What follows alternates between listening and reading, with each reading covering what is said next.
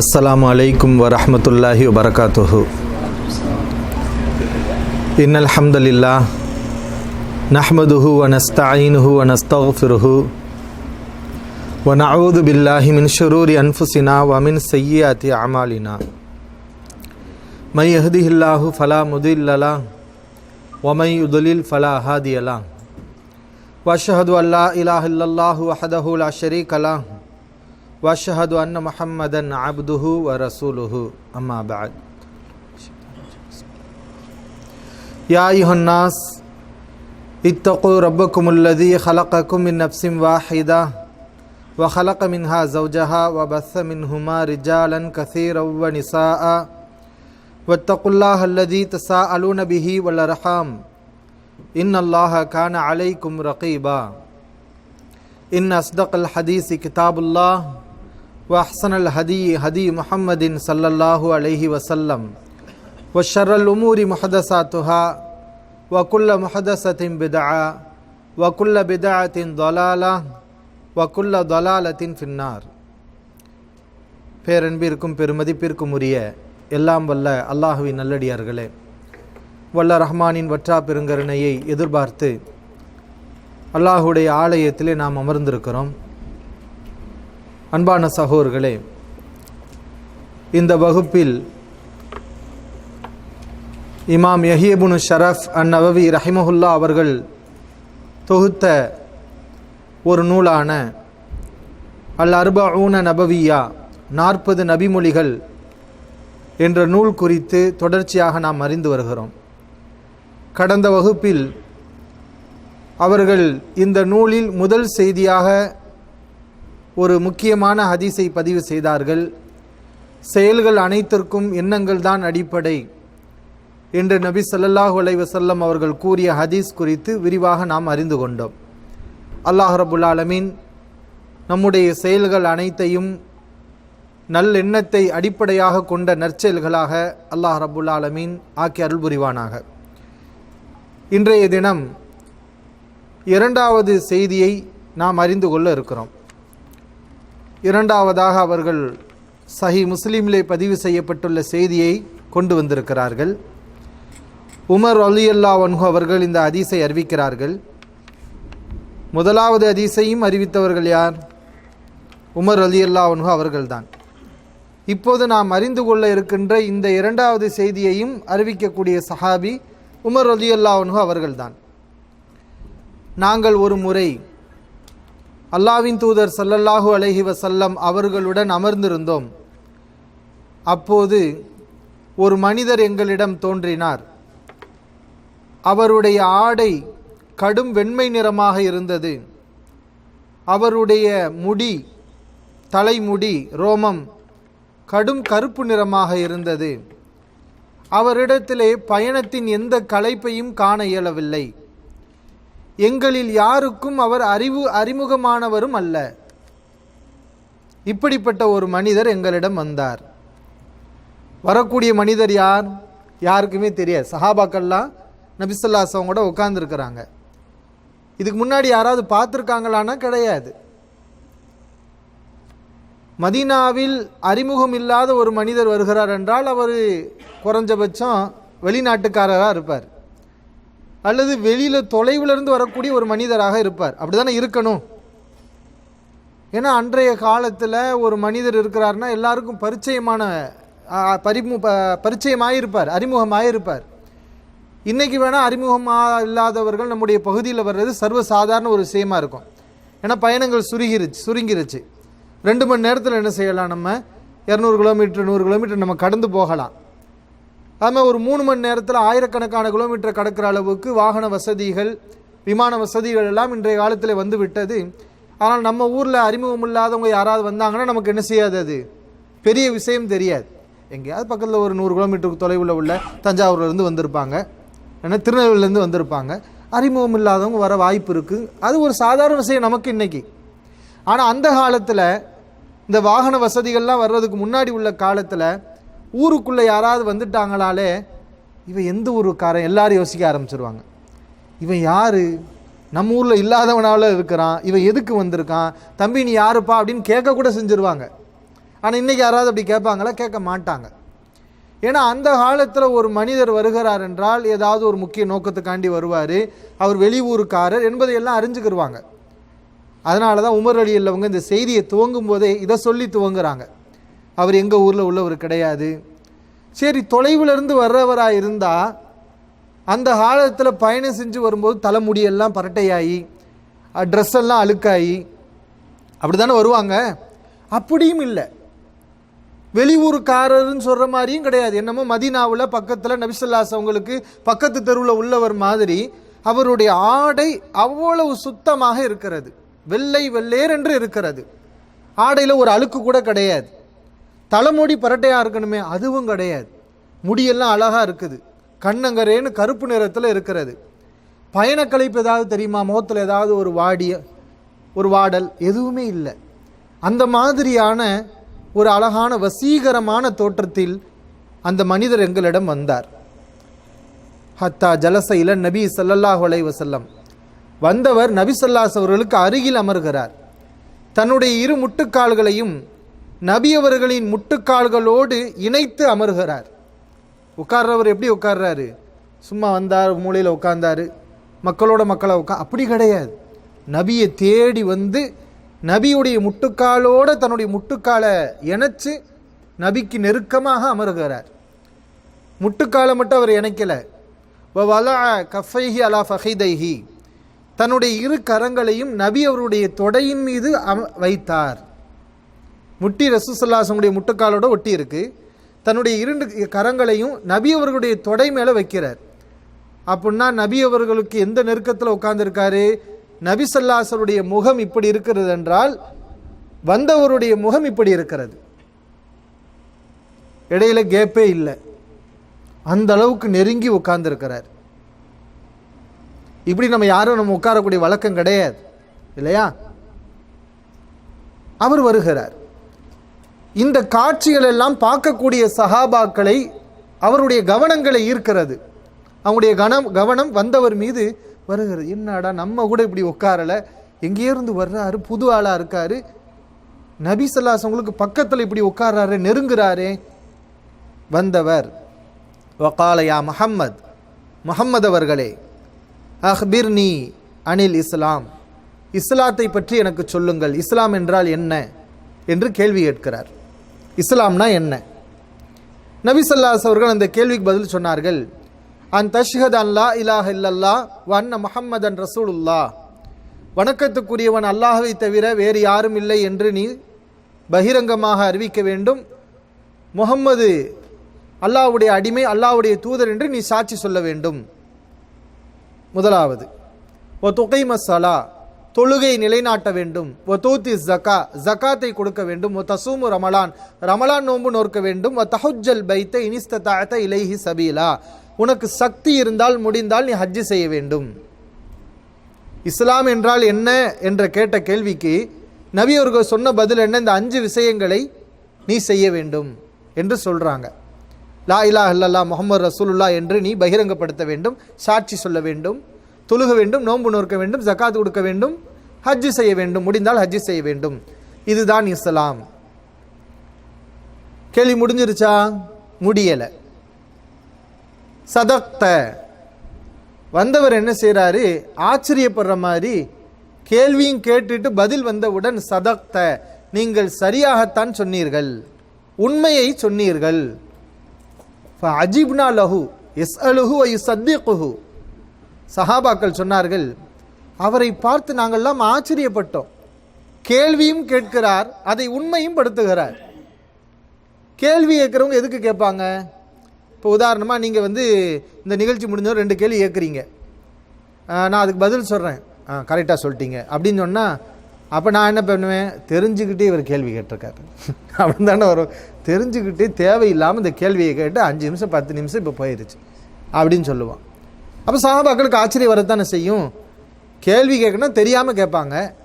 இவர் கேள்வி கேட்டு ஆன்சர் சொன்னோன்னையும் சரியாக சொன்னீங்கன்னு சொன்னால், அப்போ நம்மளை சோதிக்கிற மாதிரில இருக்குது சார், நபியவர்களே இது டெஸ்ட் பண்ணுற மாதிரில இருக்குது. ஆச்சரியப்பட்டோம், கேள்வி வித்தியாசமாக இருக்குது. கேள்வியும் கேட்குறார், உண்மையும் படுத்துகிறார். சரி, அடுத்த கேள்வி, ஃபாஹ்பிர்னி அனில் ஈமான், ஈமானை பற்றி எனக்கு சொல்லுங்கள். ஈமான் என்றால் என்ன? இஸ்லாத்தை பற்றி எனக்கு சொல்லிட்டீங்க, ஈமான் என்றால் என்ன, அதை பற்றி சொல்லுங்கள். நபி அவர்கள் சொன்னார்கள் அந்த கேள்விக்கு பதில், அன் துஅமின பில்லாஹி வ மலாயிகத்திஹி வ குதுபிஹி வ ருசுலிஹி வல் யௌமில் ஆஹிரி வ பில் கத்ரி கைரிஹி வ ஷர்ரிஹி. நீ அல்லாஹ்வை நம்ப வேண்டும், அவனுடைய மலக்குமார்களை நம்ப வேண்டும், வ குத்துபிஹி அவனுடைய வேதங்களை நம்ப வேண்டும், வ ருசுலிஹி அவனுடைய தூதர்களை நீ நம்ப வேண்டும், வல் யௌமில் ஆஹிர் மறுமை நாளை நம்ப வேண்டும். எத்தனாச்சு? 5 ஆயிடுச்சு. 6வது வ பில் கத்ரி கைரிஹி வ ஷர்ரிஹி விதியையும் நீ நம்ப வேண்டும். நன்மை தீமை அனைத்தும் விதிப்படி நடக்கிறது என்று நீ விதியை நம்ப வேண்டும். இந்த 6 விஷயங்களை நம்புவதற்கு பெயர்தான் ஈமான், நம்பிக்கை என்று நபி ஸல்லல்லாஹு அலைஹி அவர்கள் சொன்னார்கள். இஸ்லாம்னா என்ன அர்த்தம்? கட்டுப்படுதல். கட்டுப்படுதல் என்றால் என்ன? அந்த 5 விஷயத்தை செய்யறதுக்கு பேர் கட்டுப்படுறது. நம்பிக்கை, சரியான நம்பிக்கை என்றால் என்ன? சரியான கட்டுப்படுதல் என்றால் லா இலாஹா இல்லல்லாஹ் முஹம்மது ரசூலுல்லாஹ், தொழுவது, நோன்பு நோற்பது, ஜகாத் கொடுப்பது, ஹஜ் செய்வது. சரியான நம்பிக்கை என்னவென்றால் இந்த 6 விஷயங்கள். அல்லாஹ்வை நம்பணும், அவனுடைய வானவர்களை நம்பணும், அவனுடைய வேதங்களை நம்பணும், அவனுடைய தூதர்களை நம்பணும், மறுமை நாளை நம்பணும், நன்மை தீமை அனைத்தும் அல்லாஹ்வின் நாட்டப்படி நடக்கிறது, விதிப்படி நடக்கிறது என்று விதியை நம்பிக்கை கொள்ள வேண்டும். இந்த 6 விஷயங்களை நம்புவதற்கு பேர் தான் ஈமான். இந்த 6ஐயும் நம்பியவருக்கு பேர் தான் மூமின், இறை நம்பிக்கையாளர். நபி அவர்கள் அதற்கு பதில் சொன்னார்கள். மறுபடியும் கேள்வி கேட்டவர், சதக்த, சரியா சொல்லி இருக்கிறீர்கள், உண்மையை சொன்னீர்கள். அவர் கேட்ட கேள்வியை உண்மைப்படுத்துகிறார். நாங்கள் ஆச்சரியப்பட்டோம் என்று சஹாபாக்கள் சொல்கிறார்கள். ஃபஹ்பிர்னி அனில் இஹ்சான், 3வது கேள்வி. இந்த ஹதீஸில் வரக்கூடிய கேள்விகள் எல்லாம் சாதாரண கேள்விகள் இல்லை. ஏன் இதை 2வது ஹதீஸா கொண்டு வந்தாங்க இமாம் நவவி? இதெல்லாம் கட்டாயமாக எல்லோரும் அறிந்து வைக்க வேண்டிய விஷயம். இது தெரியாமல் நம்ம இருக்கவே கூடாது. 3வது கேள்வி, ஃபஹ்பிர்னி அனில் இஹ்சான், இஹ்சான் என்றால் என்ன அப்படின்னு கேட்டாங்க. நபி அவர்கள் அதற்கு பதில் சொன்னார்கள், அன் தஅபுதல்லாஹ கஅன்னக தரா, நீ அல்லாஹ்வை பார்க்குற மாதிரி நீ அல்லாஹ்வை வணங்கணும். நீ அல்லாஹ்வை வணங்கணும். அது வணங்குறது எப்படி இருக்கணும்னா, அல்லாஹ்வை நம்ம பார்க்குற மாதிரி அல்லாஹ்வை வணங்கணும். ஃபஇல்லம் தக்குன் தரா, அப்படி இல்லையா, நீ அவனை பார்க்குற மாதிரி அந்த உணர்வு வரலையா, ஃபஇன்னஹு யராக், அவன் உன்னை பார்க்கிறான் என்பது போல நீ வணங்கணும். அல்லாஹ் நம்மளை பார்க்குறாங்கிற உணர்வோடு நாம் வணங்கணும். இப்படி நம்முடைய வணக்கங்களை அமைத்துக் கொள்வதற்கு பெயர் தான் இஹ்சான் என்று நபி ஸல்லல்லாஹு அலைஹி அவர்கள் சொன்னார்கள். அந்த மனிதர், இப்போது இந்த ஹதீஸ் இன்னும் மீதம் இருக்குது. இந்த ஹதீஸுடைய இந்த 3 விஷயங்களை பற்றி நம்ம தெளிவாக தெரிஞ்சுக்கிறணும். இஸ்லாம்னா 5, கட்டுப்படுறது. ஈமான் என்றால் 6 விஷயங்கள். இதை எல்லாரும் நம்ம தெரிஞ்சிருக்கணும். இஸ்லாம்னா 5, லா இலாஹா இல்லல்லாஹ் முஹம்மது ரசூலுல்லாஹ், தொழுவது, நோன்பு நோற்பது, ஜகாத் கொடுப்பது, ஹஜ் செய்வது. இது எல்லாரும் நம்ம சொல்லிடுவோம். ஆனால் நிறைய பேருக்கு ஈமான்னா என்னன்னு கேட்டால் வரிசையை சொல்ல தெரியாது. இந்த 6 விஷயங்கள், அல்லாஹ்வை நம்பணும், அவனுடைய வானவர்கள், அவனுடைய தூதர்கள், அவனுடைய வேதங்கள், மறுமை நாள், நன்மை தீமை அனைத்தும் விதிப்படி நடக்கிறது, இதை நம்பணும். யார் சொல்லுவா இந்த 6 விஷயங்களை? இந்த 6 விஷயங்களை இப்போ வரிசையாக சொல்லணும். கட்டளை அல்ல, விருப்பம். சொல்லுங்க.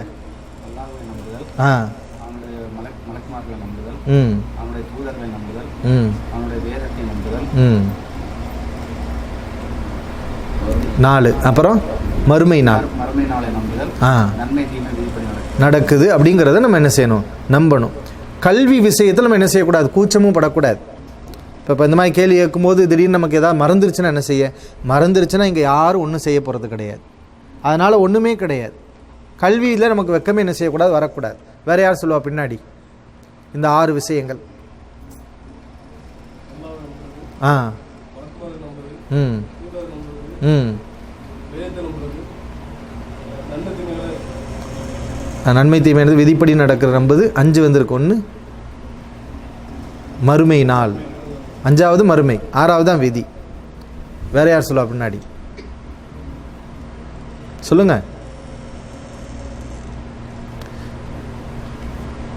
வேற சொல்லுங்க.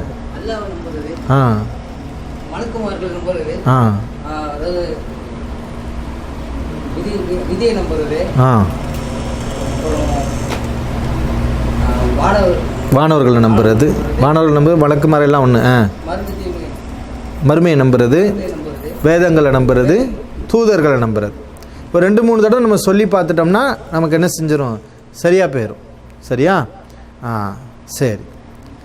என்னடா அஜரத்து இப்படி கேள்வி கேட்குறாங்களே நினச்சிடக்கூடாது. கேள்வி கேட்குறதுக்குனா நம்ம மனசில் பதிகிறதுக்காக. ஏன்னா இது மாதிரி தான் ஒரு பயான் நிகழ்ச்சி வச்சோம் ஒரு தடவை ஒரு இடத்துல, ஒரு கேம்பில். மக்கள்லாம் ரொம்ப ஆர்வத்தோடு வந்தாங்க. அல்ஹம்துலில்லாஹ், மார்க்கத்தில் இவ்வளவு ஆர்வத்தோடு வர்றாங்களேன்னு சொல்லி ஒரு 10-15 பேருக்கு நம்ம கேள்வி கேட்டே விஷயங்களை எல்லாம் பதிய வச்சோம். அடுத்த வாரம் கிளாஸுக்கு பார்த்தா யாருமே வராங்க. என்னன்னு கேட்டால் இவர் கேள்வி கேட்டு நம்மளை தொந்தரவு படுத்துறாருன்னு சொல்லி மக்கள் பயப்பட ஆரம்பிச்சிட்டாங்க. ஏன்னா இது வந்து நம்ம கேட்குறது எதுக்குன்னு கேட்டால் நம்ம மனசில் பதிய வைக்கிறதுக்காக. ஏன்னா நமக்கு தெரிஞ்சாதானே நம்ம பிள்ளைகளுக்கு நம்ம சொல்லித்தருவோம், அடுத்தவங்களுக்கு நம்ம சொல்லித்தருவோம். அந்த ஒரு பயிற்சியை இன்ஷா அல்லாஹ் எடுத்துக்கோங்க. என்ன அப்போ இஸ்லாம் ஈமான் வந்து இந்த 6 விஷயங்கள். இப்போ இந்த இஸ்லாமுக்கு ஈமானுக்குள்ள தொடர்பு நீங்கள் தெரியணும். ஈமான் என்பது ஒரு கட்டிடத்துடைய அஸ்திவாரம் மாதிரி. இந்த கட்டடம் இருக்குது, இதுக்கு அஸ்திவாரம் மாதிரி ஈமான் என்பது.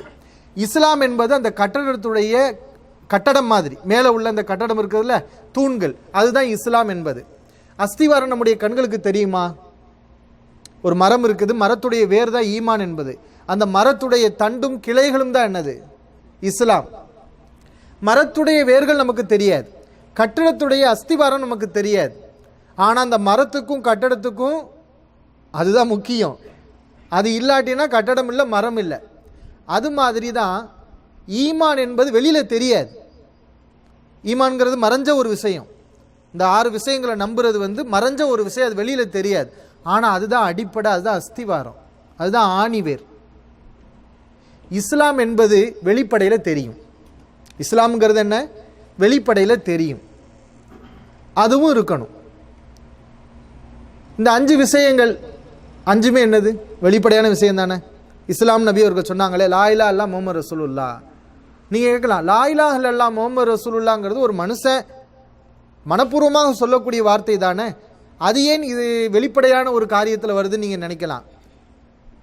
லா இலாஹ இல்லல்லாஹ் முஹம்மது ரசூலுல்லாஹ்வை பொறுத்தவரை ஒரு மனிதன் மனப்பூர்வமாக சொல்லணும்.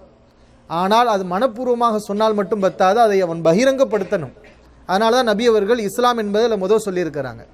ஒரு மனிதன் முஸ்லீம் சொன்னால் எப்போ முஸ்லீம்? லா இலாஹ இல்லல்லாஹ் முஹம்மது ரசூலுல்லாஹ் மனசில் நம்பிட்டா முஸ்லீம் ஆயிடுவானா? இல்லை, பகிரங்கப்படுத்தணும். லா இலாஹ இல்லல்லாஹ் முஹம்மது ரசூலுல்லாஹ் நம்ம சொல்லணும். அதனால தான் அது இஸ்லாம் என்பதில் முதலாவது தூணாக வருகிறது. அப்புறம் தொழுகை, நோன்பு, ஜகாத்து, ஹஜ்ஜு, இது எல்லாமே வெளிப்படையான காரியங்கள் என்பதால் இது இஸ்லாம். ஒரு மரத்துடைய கிளைகளை போல, ஒரு கட்டிடத்தை போல. ஆனால் இந்த ஈமான் என்பது தெரியாது நமக்கு, ஆனால் அது ரொம்ப முக்கியம். இந்த 5 சரியாகிறதுக்கு இதுதான். இங்கேருந்து தான் என்ன செய்யும்? சத்துகள் போகும். இதுதான் அந்த 5ஐயும் தூக்கி பிடிக்கும். இந்த அந்த அந்த 6ல் கோளாறு வந்துருச்சு, அப்போ தொழுகை, நோன்பு, ஜக்காத் எல்லாம் விழுந்துடும். எல்லாம் என்ன செஞ்சிடும்? ஒருத்தன் தொழுவான், நோன்பு வைப்பான், ஆனால் அவன் மனசில் ஈமான் இல்லைன்னு வைங்களேன், அப்போ அவன் தொழுது அந்த வெளிப்படையான அமலுக்கு மதிப்பு இல்லாமல் போயிடும், அவனுடைய ஹஜ்ஜுக்கு மதிப்பு இல்லாமல் போயிடும். அப்போ ஈமான் என்பது மறைமுகமான விஷயங்கள். அல்லாஹ்வை நம்புறது, மறுமை மலக்குமார்கள் நம்புறது, வேதங்கள் நம்புறது, தூதர்கள் நம்புறது, மறுமை நாளை நம்புறது, நன்மை தீமை அனைத்தும் விதிப்படி நடக்கும். இது வந்து ரொம்ப பேசிக்கான ஒரு விஷயம். இதுதான் என்னது? ஈமான், நம்பிக்கை என்பது. இது கூட நம்ம பரவலாக தெரிஞ்சிருப்போம். இஸ்லாம்னா தெரிஞ்சிருப்போம், ஈமான்னா தெரிஞ்சிருப்போம். ஆனால் இந்த ஹதீஸில் 3வதாக ஜிப்ரீல் அலைஹிஸ்ஸலாம் கேட்குறாங்க. என்ன கேட்குறாங்க? இஹ்சான் என்றால் என்ன? அதையும் நம்ம தெரிஞ்சிருக்கணும், அதுவும் ரொம்ப முக்கியம். அது என்ன கேடுமா? இஹ்சான்னா அது வந்து தரம். இந்த ஈமான் இஸ்லாம் இருக்குது இல்லையா, அதனுடைய குவாலிட்டி தான் இஹ்சான் என்பது. இஹ்சான்னா அது எங்கிருந்து வந்த வார்த்தை? ஹசன் என்ற வார்த்தையிலிருந்து வந்தது. ஹசன்னா என்ன அர்த்தம்? அழகு. ஹசன்னா என்ன அர்த்தம்? அழகுன்னு அர்த்தம். இஹ்சான் அப்படின்னு சொன்னால் அழகாக்குறதுன்னு அர்த்தம். என்ன அர்த்தம்? அழகாக்குறது. அழகாக்குறதுனா என்ன அப்படின்னு கேட்டால், இப்போ ஒரு பொருளை நம்ம சும்மா ஒரு காரியத்தை எந்த ஒரு வேலையையும் கடமைக்குன்னு செய்கிறது ஒன்று இருக்குது. அதை பார்த்து நல்ல செய்யணுங்கிற ஒரு ஆர்வத்தில் செய்வதுங்கிறது இருக்குது இல்லையா? சும்மா கடமைக்கு செஞ்சு வச்சுட்டு போயிருக்காங்க. வெளிப்படையில் பார்த்தா அவன் கொடுத்த வேலையை செஞ்சுட்டாங்கிற மாதிரி பேர் வந்துடும். ஆனால் அவன் சரியாக செய்யலை, சிறப்பாக செய்யலை. பொருள்கள் எல்லாம் அப்படித்தான். ஒரு நீங்கள் பைக் வாங்க போகிறீங்க, ஏன்னா ஒரு 10,000 ரூபாய்க்கும் பைக் இருக்குது, 20,000 50,000 ரூபாய்க்கும் பைக் இருக்குது. ரெண்டுமே பைக்கு தான், ரெண்டுலேயும் உட்காந்தா வண்டி போகத்தான் செய்யும். ஆனால் நம்ம என்ன செய்வோம்? இது குவாலிட்டியாக இருக்குன்னு பார்க்குறோம். எந்த ஒரு பொருளும் அப்படித்தான், அப்படி தானே? ஒரு பொருளை வாங்குகிறோம், ஒரு பாத்திரத்தையே நீங்கள் வாங்குறீங்க. அந்த பாத்திரம் அப்படி லைட்டாக இருக்குது, 2 தடவை தூக்கி எறிஞ்சோம்னா நெளிஞ்சு போயிடும், அப்படி இருக்குது. இன்னொரு பாத்திரம் இருக்குது, அதை போட்டு என்ன அடி அடித்தாலும் அது நெளியாது, அந்த அளவுக்கு இருக்குது. அப்போ என்ன செய்வோம்? குவாலிட்டியாக இருக்குது, காசு கூட போனாலும் பரவாயில்ல வாங்கிடுவோம். ஆனால் ரெண்டும் பாத்திரம் தான், ரெண்டுலேயும் சமைக்கலாம். இஹ்சான் என்பது என்னென்னா குவாலிட்டி. எதை பற்றி உள்ள குவாலிட்டி? அந்த இஸ்லாம்னு முன்னாடி வந்துச்சு இல்லையா, அதை பற்றி உள்ள குவாலிட்டி, அதனுடைய தரம். தொழுவாங்க, எல்லாரும் தொழுவாங்க, நோன்பு வைப்பாங்க, ஜக்காத் கொடுப்பாங்க, ஹஜ்ஜு செய்வாங்க. அவ்வளோ பேருடைய ஹஜ்ஜு சமமா? அவ்வளோ பேருடைய நோன்பு சமமாயிருமா? மக்கள் எல்லோருடைய தொழுகை சமமாயிருமான்னு கேட்டால் கிடையாது. அல்லாஹ் அப்படி வைக்கலை. இவர் 4 தொழுதா, இவர் 4 தொழுதா, 2 பேருக்கு சமமான நன்மை கிடைக்குமா? கிடைக்காது. அதில் அல்லாஹ் குவாலிட்டியை பார்ப்பான். அல்லாஹ் வைக்கிறான் குவாலிட்டி. அந்த இதை நம்ம அளவுகள் நமக்கு தெரியாது. ஏன்னா யாருமே யாருடைய தொழுகைக்கும் மார்க் போட முடியாது, யாருடைய நோன்புக்கும் மார்க் போட முடியாது, யாருடைய ஹஜ்ஜுக்கோ ஜக்காத்துக்கோ மார்க் போட முடியாது. ஆனால் அல்லாஹ் அவன்தான் மார்க் போடுவான். அவன்தான் அந்த தொழுகை நோன்புடைய இந்த 5 விஷயத்துடைய தரத்தை அவன்தான் பார்ப்பான். அதுதான் இஹ்சான் என்பது.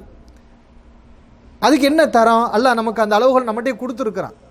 இதை வச்சு உன்னுடைய இபாதத்துகள் நீ தரமாக்கிக்கோ, குவாலிட்டி ஆக்கிக்கோ, அழகாக்கிக்கோ, அதனுடைய தரத்தை நீ கூட்டிக்கோ. அது என்ன அப்படின்னு கேட்டால், அதைத்தான் ரசூலுல்லாஹி ஸல்லல்லாஹு அலைஹி வஸல்லம் இங்கே சொல்கிறாங்க. அன் தஅபுதல்லாஹ கஅன்னக தரா. நீ அல்லாஹ்வை வணங்கணும். எப்படி வணங்கணும் தெரியுமா? நீ அவனை பார்க்குற மாதிரி வணங்கணும். எப்படி வணங்கணும்? நீ அவனை பார்க்குற மாதிரி வணங்கணும். நாம் அல்லாஹ்வை பார்க்குறோம். இப்போ நான் உங்களை பார்த்துக்கிட்டு இருக்கிறேன், என்னுடைய கவனம் பூரா எங்கே இருக்கும்? உங்களை பற்றி இருக்கும். இந்த இடத்துல நான் என் வீட்டு விஷயத்தை யோசிச்சுக்கிட்டு இருந்தேன்னா அதுதான் என்னுடைய வாயிலிருந்து வரும், அப்படி தானே? இதை பற்றி பேசிகிட்டு இருக்குமோ அது வரும். ஏதாவது பிஸ்னஸை பற்றி நினச்சிக்கிட்டு இருந்தோம்னு சொன்னால் அப்போ இந்த விஷயங்கள் எதுக்கு நம்ம உட்காந்துருக்கோமோ அது வராது. இப்போ நீங்கள் உட்காந்துருக்க நம்மளை பார்க்குறீங்க, அப்போ நம்ம ஒருவரை பார்த்தோம்னா அதில் நம்ம ஒன்றிணைஞ்சிருவோம். அல்லாஹ்வை நம்ம வணங்குறோம். அந்த வணக்கம் எப்படி இருக்கணும்? நாம் அல்லாஹ்வை பார்க்கலை, ஆனால் பார்த்தா எப்படி நம்ம வணங்குவோம்? நம்முடைய கவனம் பூரா அல்லாஹ்விடத்தில் ஒப்படைப்போமா இல்லையா? அந்த மாதிரி மன தூய்மையோடு என்ன அல்லாஹ்வை நேரடியாக பார்க்குற மாதிரி நம்ம வணங்கணும். அல்லாஹ்வுக்கு முன்னாடி நின்றால் நம்ம எப்படி வணங்குவோம் அல்லாஹ்வை? அல்லாஹ் நமக்கு முன்னாடி நிற்கிறான், அல்லாஹ்வை நம்ம பார்த்துக்கிட்டு இருக்கிறோம் அப்படிங்கிற ஒரு உணர்வு வந்துச்சுன்னா நம்முடைய வணக்கங்கள் எப்படி இருக்கும்? அந்த இடத்துல வெளி சிந்தனைகள் வராது, கெட்ட எண்ணங்கள் வராது. அல்லாஹ் பார்க்குறான் அப்படிங்கிறப்ப கெட்ட எண்ணங்கள் வராது. அப்போ அதுதான் வணக்கத்தை அது தரமாக்குது, வணக்கத்துடைய தரத்தையே அதிகரிக்குது. ஒரு ஆள் 1 ரூபா தர்மம் செய்கிறார், என்ன? ஒரு ஆள் 1 கோடி ரூபா தர்மம் செய்கிறார்.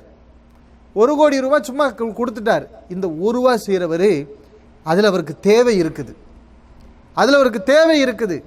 ஆனாலும் கொடுப்போம், கஷ்டப்படுறாங்களேங்கிற அந்த இரக்க சிந்தனையில் மனசில் இரக்க வந்து கண்ணீர் வந்து அல்லாஹ் இதன் மூலம் என் பாவத்தை மன்னிக்க மாட்டியாங்கிற அந்த நம்பிக்கையெல்லாம் வச்சு அவர் 1 ரூபா தர்மம் செய்கிறார். ஒரு மனுஷன் 1 கோடி ரூபா தர்மம் செய்கிறான். ஆனால் இதெல்லாம் அவன் எதிர்பார்க்கலை. சும்மா யாரோ வந்து கேட்டாங்க, அப்படியா தேவையா, சரி எடுத்துகிட்டு போங்க, ஏதோ ஒரு நோக்கத்துக்கு அவன் செஞ்சுருக்கான். அவன் 1 கோடி செஞ்சுருக்கிறான், இவன் 1 ரூபா செஞ்சுருக்கிறான். அல்லாஹ் பார்க்குறது 1 கோடி 1 ரூபாங்கிறத பார்க்க மாட்டான். இந்த 1 ரூபாயாக இருந்தாலும் இந்த இஹ்சான் வந்து அதை எங்கே கொண்டு போயிடுது? அல்லாஹ்விடத்தில் மிகப்பெரிய ஒரு இடத்துக்கு கொண்டு போயிடுது. அல்லாஹ் அதை இரட்டி பார்க்கிறான். ஹதீஸ்ல வருதுல, ஒருவர் ஒரு நன்மையை செஞ்சால் அதுக்கு அல்லாஹ் எத்தனை நன்மை எழுதுறான்? 10 நன்மை எல்லாம் எழுதுறான். 10 நன்மை, ஆரம்பமே 10 நன்மை. 10 தான் முடிவான்னு கேட்டால் கிடையாது. இலா சபைய மேத்தி லாஃபின், 700 மடங்கு வரை அது பெருசாகும். அல்லாஹ் 700 மடங்கு வரை அதை பன்மடங்கு ஆக்குறான். சரி, அதுதான் முடிவான்னு கேட்டால் அதுவும் கிடையாது. இலா அலாஃபின் கசீரா, இன்னும் பன்மடங்காக பெருக்கிக்கிட்டே இருப்பான்ல. அப்போ செய்கிற ஒரு நன்மை கிடைக்கிறது 10 நன்மை, துவக்கம் 10 நன்மை. அது எங்கே போய் முடியுது? அதுக்கு முடிவே இல்லை, அது இன்ஃபினிட்டி. நமக்கு அல்லாஹ் தரக்கூடிய நன்மைகளுக்கு முடிவே கிடையாது. அப்போ அல்லாஹ் எப்படி அதை தர்றான்? நீ எவ்வளவு ஈமானோட செஞ்ச, எவ்வளவு இஹ்லாஸோட செஞ்ச. 2 ரக்காயத் தான் நீ தொழுகிற, அதில் அல்லாஹ்வுடைய நினைவை எவ்வளவு நீ சேர்த்த, அது யார் நமக்கு தெரியும். ஆனால் அல்லாஹ் கணக்கு போடுவான். அல்லாஹ் ஒரு பெர்சன்டேஜ் வச்சுருப்பான். இவனுடைய ஈமான் இதில் எப்படி இருக்குது, இவனுடைய இஹ்லாஸ் எப்படி இருக்குது, எல்லாத்தையும் பார்த்து அதுக்கு தகுந்த மாதிரியான நன்மைகளை அல்லாஹ் கொடுக்குறான். அப்போ இதுதான் என்னது? இஹ்சான். சரி, நீ அல்லாஹ்வை நீ பார்க்குற மாதிரி வணங்கலையா? இன்னஹு யராக், அவன் உன்னை பார்க்கிறான். அல்லாஹ் நம்மளை பார்க்குறான், அல்லாஹ் நம்மளை பார்க்குறான். ஒரு மனுஷன் இந்த 5 விஷயத்தையும் இந்த உன்னத்தோடு செஞ்சான்னு வைங்களேன், அந்த இபாதத் எல்லா வகையிலும் அவன் இடத்துல நல்ல மாற்றத்தை ஏற்படுத்தும். அவன் அல்லாஹ்வுக்கு பிடிச்ச மாதிரி நடப்பான், அல்லாஹ் பிடிக்காத காரியங்களை செய்ய மாட்டான். அவனுடைய வாழ்க்கை ஒரு சிறப்பான ஒரு வாழ்க்கையாக போயிடும். அதனால தான் ஈமானை படித்த நம்ம, இஸ்லாமை படித்த நாம், அடுத்து நம்ம படிக்கணும். என்ன படிக்கணும்? சும்மா தொழுதுட்டு போனால் பத்தாது, இஹ்சானை நம்ம படிக்கணும். அந்த வணக்க வழிபாடு, இஸ்லாம் என்னென்னலாம் இபாதத்தை நபி அவர்கள் சொல்லி கொடுத்தாங்களோ, எதை செஞ்சாலும் என்ன செய்யணும்? அந்த உணர்வோடு செய்யணும். சும்மா நம்ம பாத்ரூம்குள்ளே போனோம், என்ன வாயில் நம்ம ஓதக்கூடிய துவா, அல்லாஹும்மன்னி அஊது பிக்க மினல் ஹுபுஸி வல் ஹபாயிஸ் அப்படின்னு சொல்லிட்டு போகிறதுக்கும், அந்த துவாவுடைய பொருளை எல்லாம் உணர்ந்து உண்மையிலேயே அதனுடைய பாதுகாப்பை தேடி நம்ம சொல்கிறது எப்படி இருக்குது? 2 சமமா? சாப்பிட்றோம், பிஸ்மில்லான்னு சொல்லிட்டு சாப்பிட்றோம், எல்லாம் நன்மையை கொடுத்துருவான், பாவம் கிடையாது, நன்மை கிடைச்சிரும். ஆனால் அந்த பிஸ்மில்லா சொல்லும்போது, அல்லாஹ் கொடுத்த உணவு இல்லையா, அல்லாஹ் அவன் பேரை நான் சொல்கிறேன், அந்த நீயத்தெல்லாம் கொண்டு வந்து செஞ்சுட்டோம். அப்போ அதனுடைய தரமே அல்லாஹ்விடத்தில் வேறு. இப்படி எல்லா வழிபாடுகளையும் நம்ம இந்த அடிப்படையில் செஞ்சோம்னா அதுக்கு பேர் தான் என்னது? இஹ்சான் என்று சொல்லப்படுகிறது. அடுத்து இந்த ஹதீஸுடைய அடுத்த தொடர்ச்சி இருக்கிறது. ஃபஹ்பிர்னி அனி ஸாஅ, கேள்வி கேட்டவர் அடுத்து கேட்டார், மறுமை நாள் அதை பற்றி எனக்கு சொல்லுங்கள், அது எப்போது வரும் என்று கேட்கிறார். நபி அவர்கள் அதுக்கு அழகான பதில் சொன்னாங்க. அது உண்மையிலே அழகான பதில் தான். என்ன பதில்? தெரியாது என்பது தான் அதுக்குரிய அழகான பதில். தெரியாததை தெரியாதுன்னு தான் சொல்லணும், இல்லையா? தெரியாததை தெரியாதுன்னு தான் சொல்லணும். தெரியாத விஷயத்தில் போய் தெரியாது நம்ம எப்படி சொல்கிறதுன்னு எதையாவது சொன்னோம், அது நமக்கு கேடாத்தான் போகும். அதனால் இல்முல ஒரு கல்வி உள்ளவர்களுடைய ஒரு வழிமுறை என்னென்னா, தெரியாத விஷயத்தை தெரியாதுன்னு சொல்லிடுவாங்க. யஸ்அலூனக அனி ரூஹ், ரூஹை பற்றி நபி உம்மிடம் கேட்கிறார்கள், உயிர்களை பற்றி கேட்கிறார்கள். அதுக்கு பதில் என்ன? நபிக்கு அல்லாஹ் சொல்லி கொடுத்த பதில், மின் அம்ரி ரப்பி, அது என்னுடைய இறைவனுடைய விஷயத்தில் உள்ளது. ஒமா ஊத்தீத்து மினல் இல்மி இல்லா கலீலா, உங்களுக்கு குறைவான அறிவு தான் வழங்கப்பட்டிருக்கு. அப்போ என்ன பதில்? தெரியாதுங்கிறது தான் பதில். மறுமை நாள் எப்போது வரும்? கேள்வி கேட்டுட்டாரே, ஏதாவது சொல்லி ஆகணுமே, இல்லைன்னா நம்ம என்ன தன்மானம் ஆகிறது? அப்படி வந்தோம், தெரியாத விஷயத்தில் நம்ம அறிவில்லாமல் பேசணும். இப்படி பேசுகிறவங்க அவங்க மதிப்பை இழந்துக்கிடுவாங்க. ஆனால் நபி ஸல்லல்லாஹு அலைஹி வஸல்லம் என்ன சொன்னாங்கன்னா, மறுமை நாள் எப்போது வரும்னு கேட்கும்போது அழகா சொன்னாங்க, மல் மஸ்ஊலு அன்ஹா பி அலம மினஸ் சாயில். தன்னை மட்டும் சொல்லலை, கேள்வி கேட்டவரையும் சேர்த்துக்கிட்டாங்க. என்ன சொன்னாங்க? கேள்வி கேட்டவரை விட கேள்வி கேட்கப்படக்கூடியவர் அறிந்தவர் அல்ல. கேள்வி கேட்கப்படக்கூடியவர் யார்? நபி ஸல்லல்லாஹு அலைஹி வஸல்லம். கேள்வி கேட்கிறவங்க யார்? அவங்க ஜிப்ரீல் அலைஹிஸ்ஸலாம் பின்னாடி ஹதீஸ்ல வருது. நபி அவர்கள் சொன்னாங்க, கேள்வி கேட்கிற உங்களை விட இது எனக்கு தெரியாது, நான் தெரிஞ்சவன் இல்லை. அப்போ என்ன சொல்கிறாங்க? எனக்கும் தெரியாது, உங்களுக்கும் தெரியாது. உங்களுக்கே தெரியாதுன்னா எனக்கு தெரிய வாய்ப்பே கிடையாது. இதை நபி அவர்கள் யாருக்குமே தெரியாதுங்கிறாங்க. ஆனால் மறுமை நாள் எப்போது வருங்கிறது யாருக்குமே தெரியாது. நபி ஸல்லல்லாஹு அலைஹி வஸல்லம் உங்களுக்கு தெரியாது, வானவருடைய தலைவர் அல்லாஹ் என்னென்ன உத்தரவு போடுறான்னா அதெல்லாம் அவர் தான் வாங்குவார். அந்த ஜிப்ரீல் அலைஹிஸ்ஸலாம் உங்களுக்கும் தெரியாது. இப்போ யாருக்கு மட்டும்தான் தெரியும்? மறுமை நாள் அல்லாஹ்வுக்கு மட்டும்தான் தெரியும். இப்போது நம்ம சிந்திக்கணும் சகோதரர்களே, ஈமான், இஸ்லாம், இஹ்சான் இந்த மூணையும் பற்றி கேள்வி கேட்ட பிறகு ஜிப்ரீல் அலைஹிஸ்ஸலாம் மறுமையை பற்றி ஏன் கேட்குறாங்க? இங்க மறுமையை பற்றிய கேள்வி 4வதாக வருவதற்கு என்ன காரணம்? முன்னாடி உள்ள விஷயங்களுக்கு இதுக்கு என்ன தொடர்பு? அது ஒரு காரணம் இருக்கிறது. ஏன்னா இந்த 3 விஷயங்களும் இந்த உலகத்தில் ஒரு அடியான் செய்ய வேண்டும் என்று உத்தரவிடப்பட்ட விஷயங்கள். ஈமான், இஸ்லாம், இஹ்சான், அதை அவன் கடைபிடிக்கணும், அதை செய்யணும்னு அவனுக்கு சொல்லப்பட்ட விஷயம். இதை அவன் செஞ்ச பிறகு, இதுக்கு அவன் கட்டுப்பட்ட பிறகு அவனிடத்தில் வரக்கூடிய கேள்வி என்ன? சரி, நான் ஈமான் மூமினா இருக்கிறேன், முஸ்லிமா நான் இருக்கிறேன், அல்லாஹ் விரும்புகிற மாதிரி இப்படி நான் வணக்கம் செய்கிறேன், இதெல்லாம் செஞ்சால் எனக்கு என்ன கிடைக்கும்? அவன் என்ன கேள்வி கேட்பான்? இதெல்லாம் நான் செஞ்சால் இதுக்கு என்ன கிடைக்கும் அப்படின்னு அடுத்த கேள்வி வரும். அது அவன் சரியாக நம்பினா தான் இதெல்லாம் அவன் கரெக்டாக செய்வான். இதெல்லாம் அவன் ஒழுங்காக செய்யணும்னா மறுமையை பற்றிய நம்பிக்கை அவனுக்கு இருக்கணும். அதனால தான் அடுத்து கேட்டாங்க, மறுமை நாள் எப்போது வரும்? ஏன்னா மறுமை நாள் நம்பணும் சொல்லியாச்சு முன்னாடி. அந்த மறுமை நாள் எப்போது வரும்? அது எப்போ வரும்னு தெரியாது, அது எப்போ வேணால் வரலாம். அப்போ நம்ம என்ன செய்யணும்? அதுக்கு தயாராகிக்கணும். ஒரு விஷயம் தெரியலை, எப்போ வேணால் நான் கூப்பிடுவேன்னு சொன்னால் என்ன அர்த்தம்? ரெடியாக இருக்கணும்னு அர்த்தம். முதலாளி ஃபோன் பண்ணுறார், முதிர் ஃபோன் பண்ணுறார், நான் எப்போ வேணால் கூப்பிடுவேன், ரெடியாக இருக்கணும் அப்படிம்பார். அப்படின்னா என்ன செய்வோம்?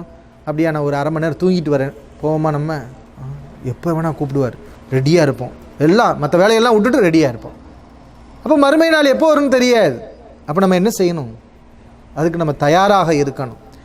அடுத்து கேட்டாங்க, ஃபஹ்பிர்னி அன் அமாராத்திஹா, அந்த மறுமை நாளுடைய அடையாளத்தை பற்றி எனக்கு சொல்லுங்கள் கேட்டார்கள் கேள்வி கேட்கக்கூடியவர். நபி அவர்கள் அதுக்கு பதில் சொன்னாங்க, அன் தலிதல் அமத்து ரப்பத்தஹா, அடிமை பெண் தன்னுடைய எஜமானியை பெற்றெடுப்பாள். அடிமை பெண் தன்னுடைய எஜமானியை பெற்றெடுப்பாள், இது ஒரு அடையாளம்.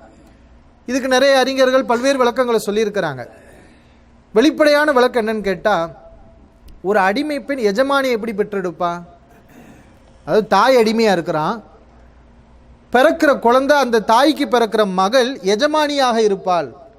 இது எப்படி வரும்னு கேட்டால், அடிமைகள் அதிகமாகறாங்கன்னு வைங்க. ஒரு ஆண் இருக்கிறான், அவன் ஒரு பெண்ணை அடிமை பெண்ணாக வச்சிருக்கிறான். அவன் மூலம் அந்த பெண்ணுக்கு ஒரு குழந்தை பிறக்குதுன்னு வைங்க. இந்த குழந்தை அவன் குழந்தை தான். இந்த குழந்தை அடிமை பெண்ணாக இருக்குமான்னு கேட்டால் கிடையாது. ஏன்னா இவனுக்கு பிறந்த குழந்தைங்கிறனால இந்த குழந்தை சுதந்திரமான ஒரு குழந்தை. ஆனால் இவ யாரு? அடிமை பெண்ணாக இருந்தவள். இதைத்தான் நபி அவர்கள் இந்த செய்தியில் சொல்லி காட்டுறாங்க. கியாமத் நாளுடைய அடையாளம் என்னன்னா, தாய்மார்கள் அடிமை பெண்களாக இருப்பார்கள், பிறக்கிற குழந்தைகள் எல்லாம் சுதந்திரமான பெண்களாக இருப்பார்கள், எஜமானியாக இருப்பாங்க. அப்போ இது அதிகமாகும். அப்போ கடைசி காலத்தில் போர்கள் அதிகமாகும், சண்டைகள் அதிகமாகும், அடுத்த நாட்டு பெண்களை எல்லாம் அடிமைகளாக பிடிக்கப்படுவாங்க. அப்போ இவ அடிமையாக இருப்பா, அவளுக்கு குழந்தை பிறக்கும், அவள் இவனுக்குரிய மகளாக இருப்பா, எஜமானியாக இருப்பா. அப்படிங்கிறத நபி அவர்கள் இங்கே என்ன செய்கிறார்கள்? சொல்லி காட்டுகிறார்கள். இது ஒரு அடையாளம்.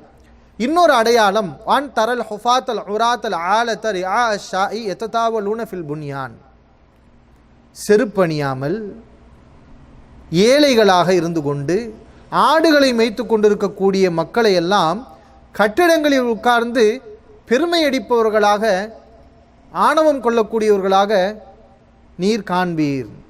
அப்போ இது ஒரு அடையாளம். செருப்பு வாங்கிறது கூட அவனுக்கு சக்தி இல்லை, செருப்பு வாங்கிறது கூட சக்தி இல்லாமல் இருக்கிறான், ஏழையாக இருக்கிறான், ஆடுகளை மேய்ச்சிக்கிட்டு இருக்கான், அதுதான் அவன் தொழிலாக இருக்குது.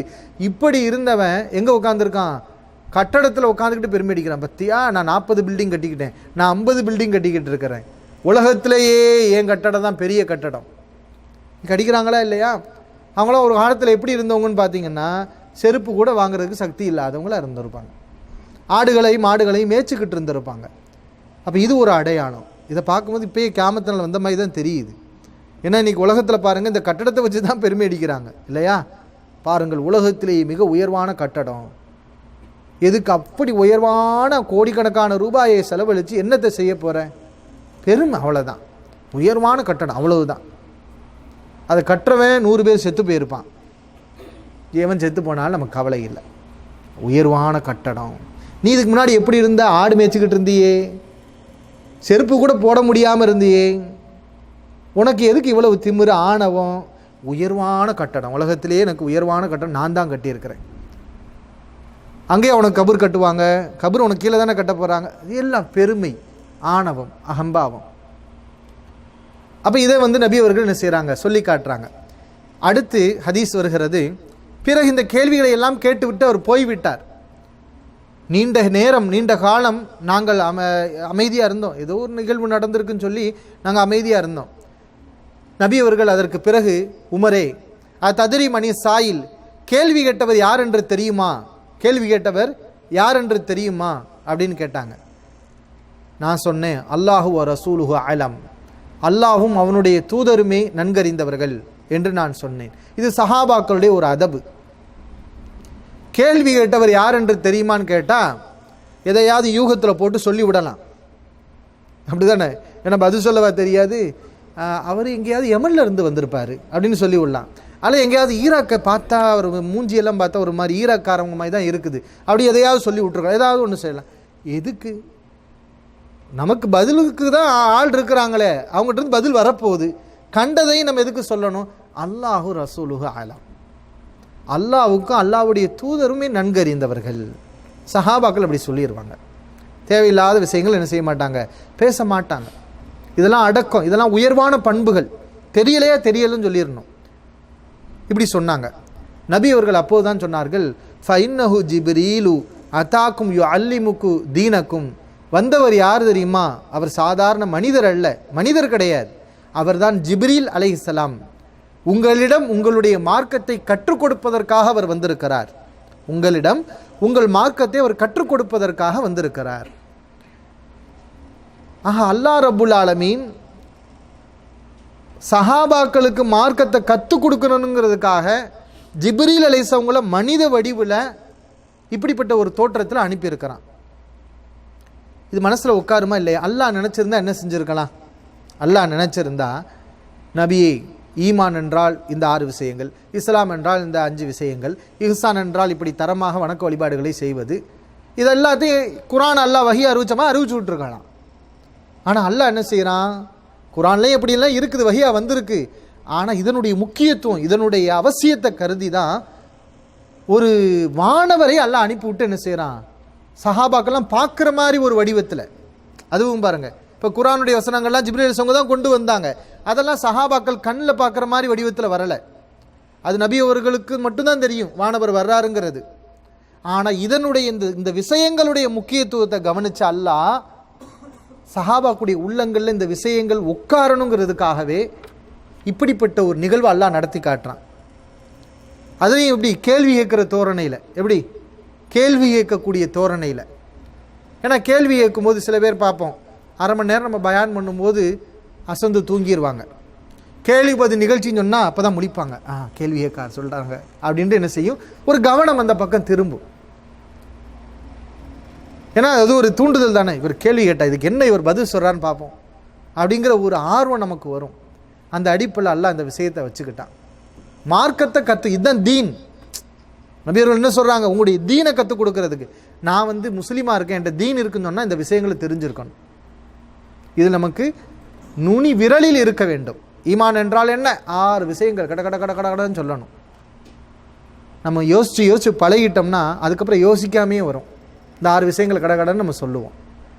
இஸ்லாம்னா இந்த 5 விஷயங்கள் நம்ம இடத்துல சொல்லிடணும். இஹ்சான்னா அதனுடைய விஷயத்தை நம்ம சொல்லிடணும். இதுதான் தீன் என்று நபி ஸல்லல்லாஹு அலைஹி அவர்கள் சொல்லி காட்டுகிறார்கள். எனவே இந்த அடிப்படையான விஷயங்களை எல்லாம் நம்ம இந்த ஹதீஸில் நம்ம படிச்சிருக்கிறோம். இந்த ஹதீஸ் சஹீஹ் முஸ்லீமில் பதிவு செய்யப்பட்டிருக்கிறது.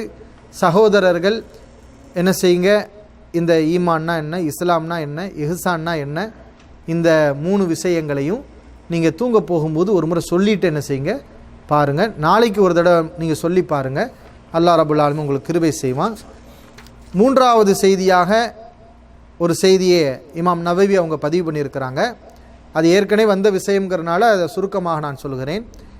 அபி அப்துர் ரஹ்மான் அப்துல்லா இப்னு உமர் ரலியல்லாஹு அன்ஹு, உமர் ரலியல்லாஹு அன்ஹு அவருடைய மகன் அப்துல்லா இப்னு உமர் ரலியல்லாஹு அவங்க அறிவிக்கிறாங்க, சமயத்து ரசூலுல்லாஹி ஸல்லல்லாஹு அலைஹி வஸல்லம் யகூல், அல்லாஹ்வின் தூதர் ஸல்லல்லாஹு அலைஹி அவர்கள் கூற நான் கேட்டுள்ளேன், புனியல் இஸ்லாம் அலா ஹம்சின், இஸ்லாம் 5 தூண்களில் கட்டப்பட்டிருக்கிறது.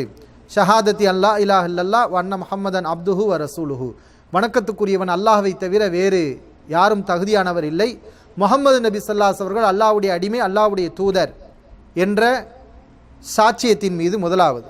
இரண்டாவது இகாமி ஸலா, தொழுகை நிலைநாட்டுவது. மூன்றாவது ஈத்தாய் ஜகாத்தை கொடுப்பது. நாலாவது ஹஜ்ஜில் பைத், கொஞ்சம் வருஷம் மாறி வந்திருக்கு, ஹஜ் செய்வது. சௌமிய ரமலான் நோன்பு நோற்பது. நாலாவதா ரமலான் நோன்பு. அஞ்சாவதா என்னது? ஹஜ் செய்வது. இந்த 5 விஷயங்களின் மீது இஸ்லாம் கட்டப்பட்டிருக்கிறது. ரவாஹுல் புகாரி வ முஸ்லிம், இதை இமாம் புகாரி அவர்களும் முஸ்லிம் அவர்களும் பதிவு செய்திருக்கிறார்கள். ஆக இஸ்லாம் என்பதனுடைய கட்டிடம் இந்த 5 தூண்களால் கட்டப்பட்டிருக்கு. தூண்கள் என்றால் அது வெளிப்படையாக இருக்குமா, உள்ளக்க மறைமுகமாக இருக்குமா? வெளிப்படையாக இருக்கும். ஆக இந்த 5 விஷயங்கள், அந்த 5 விஷயங்களை பற்றி நம்ம என்ன செஞ்சுருக்கிறோம், முன்னாடியே நம்ம இஸ்லாத்தில் அதனுடைய தொடர்புகள் என்ன என்பதை நம்ம அறிந்து கொண்டோம். இன்னும் தொடர்ச்சியாக பல்வேறு 40 ஹதீஸ்கள் கிட்ட இமாம் நவவி அவங்க இந்த ஹதீஸில் சொல்கிறாங்க. எல்லா ஹதீஸ்களுமே நம்ம அறிய வேண்டிய ஹதீஸ்கள். இதனுடைய தொடர்ச்சி இன்ஷா அல்லாஹ் அடுத்த வகுப்பிலே அறிந்து கொள்வோம்.